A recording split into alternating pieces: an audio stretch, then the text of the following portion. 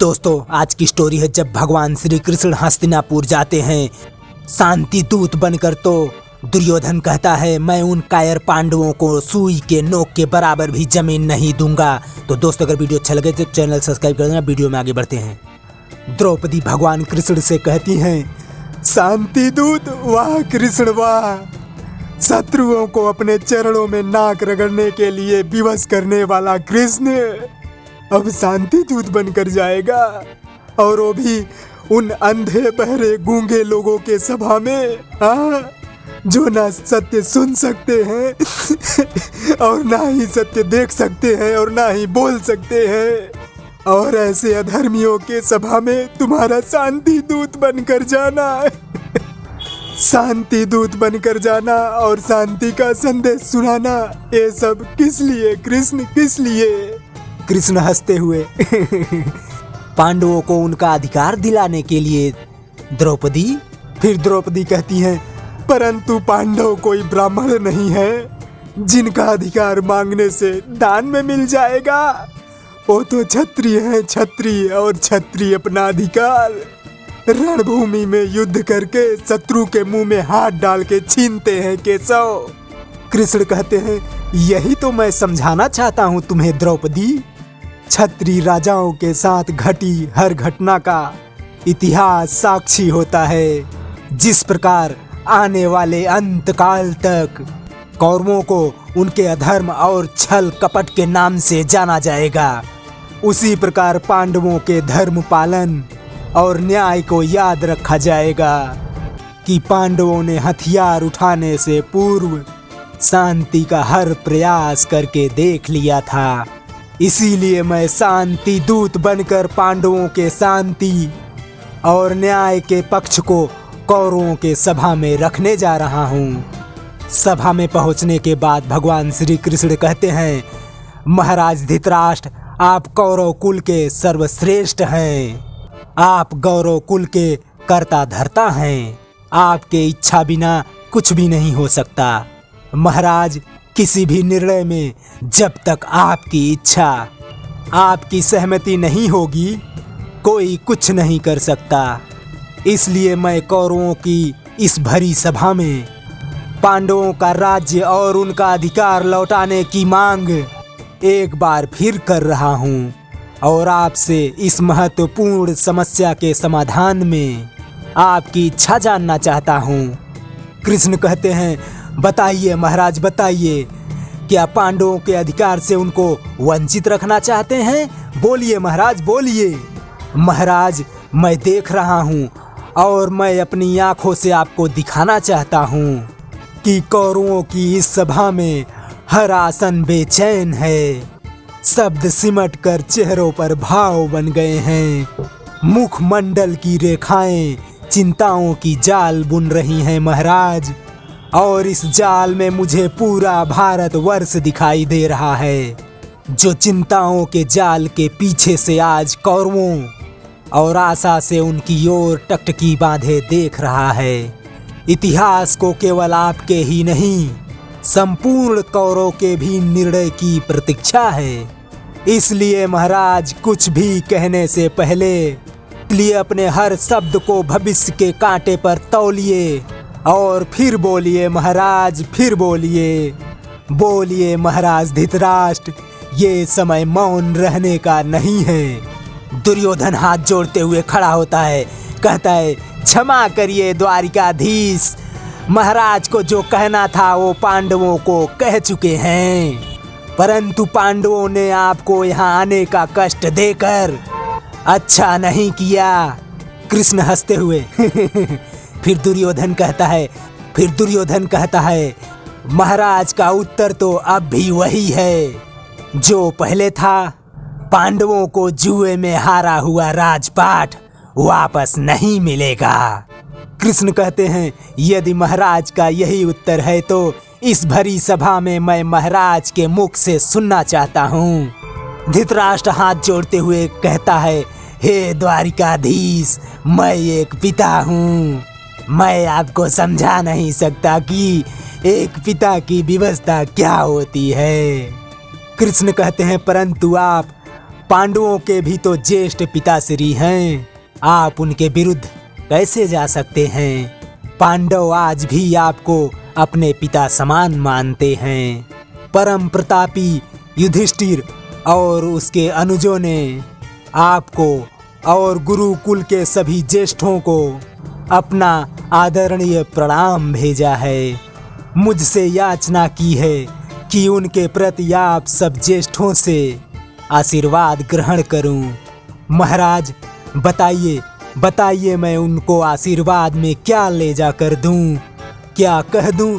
उनके स्नेह, प्रेम और श्रद्धा आदर को ठोकर मार दी? फिर दुर्योधन कहता है, हाँ हाँ अवश्य कह दीजिए, हमें उनके प्रेम, आदर्श और स्नेह श्रद्धा की कोई आवश्यकता नहीं है।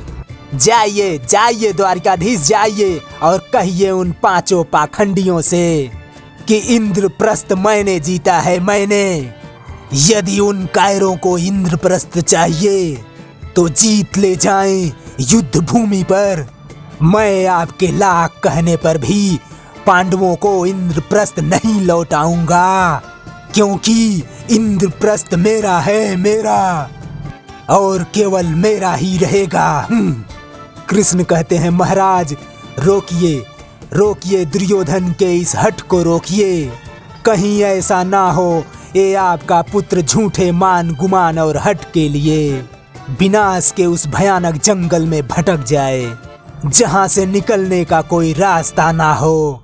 दुर्योधन का ये पांडवों के प्रति द्वेष, ये हठीला स्वभाव स्वयं अपने विनाश के द्वार को खटखटा रहा है। महाराज युद्ध का न्योता दे रहा है, और यदि ये युद्ध हुआ तो इसमें केवल दुर्योधन का ही नहीं, संपूर्ण कौरवों का विनाश होगा, और इस विनाश का उत्तरदायित्व आप पर होगा महाराज, आप पर।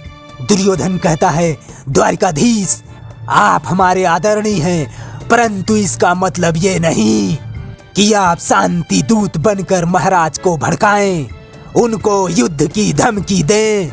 ये मैं कदापि सह नहीं सकता।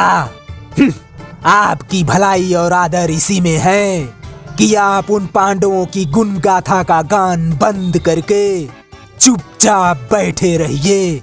भीष्म पितामह कहते हैं, दुर्योधन अपनी जीवा को लगाम दो और सत्य सुनना सीखो। दुर्योधन द्वारिकाधीश के प्रति ऐसे अपशब्द शोभा नहीं देते, भगवान के प्रकोप से डरो। दुर्योधन कहता है, पितामह डरते वो हैं जो कायर होते हैं, मैं किसी के प्रकोप से नहीं डरता, क्योंकि दुर्योधन स्वयं एक प्रकोप है, प्रकोप। भगवान कृष्ण ने कहा, ठीक कहा दुर्योधन, तुम एक प्रकोप हो, और यही प्रकोप हस्तिनापुर पर बिजली बनकर गिरने वाला है। महाराज दुर्योधन के ये कटीले और विषैले शब्द एक अनावश्यक युद्ध को अनिवार्य कर रहे हैं। महाराज युधिष्ठिर ने अपने शांति संदेश में ये भी कहा था, यदि महाराज धृतराष्ट्र अपने पुत्रों के हाथों लाचार होकर हमें हमारा राज्य ना लौटा सकें, तो उन्हें कौरवों की इस भरी सभा में अधिक लज्जित ना कीजिए, उनकी विवशता का प्रदर्शन ना कीजिएगा। उनसे पांडवों के इंद्रप्रस्थ के बदले 5 भाइयों के लिए केवल 5 गांव ही मांग लीजिएगा। वो 5 गांव पाकर ही संतुष्ट हो जाएंगे महाराज। दुर्योधन कहता है, मैं उन 5 भिखारियों को गांव तो क्या, सुई के नोक के बराबर भी जमीन नहीं दूंगा। ये मेरा अंतिम और अटल निर्णय है। शकुनी, हाँ। धृतराष्ट्र कहते हैं, मधुसूदन मेरे मन में प्रिय पांडवों के लिए कोई गलत भावना नहीं है। मैं आज भी उन्हें उतना ही प्रेम करता हूँ जितना अपने पुत्रों को करता हूँ। हे जनार्दन, तुम तो सब जानते हो, मेरा शरीर अवश्य इस राज्य सिंहासन पर बैठा है, परंतु मेरी आत्मा को किसी ने संबंधों के प्रेम जाल में फंसाकर किसी अंधेरे कारागार में बंदी बना लिया है। मैं इस संबंध में विवश हूँ। मैं कुछ नहीं कर सकता। कृष्ण कहते हैं, महाराज धृतराष्ट्र, आप अपनी विवशता का दुखड़ा रोकर अपने कर्तव्य से मुंह नहीं मोड़ सकते, इससे भाग नहीं सकते।